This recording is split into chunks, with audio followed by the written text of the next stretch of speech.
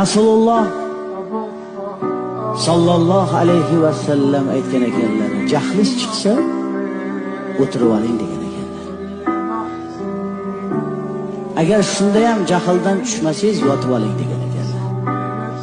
Jahl chiqqanda aql ketar ekan.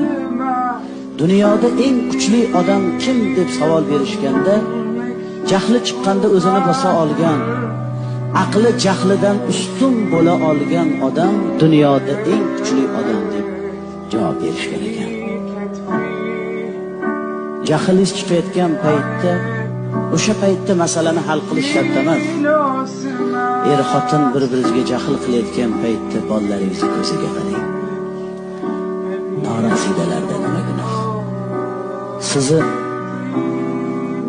dahanaki jangingiz bilan hech narsa hal bo'lmaydi, lekin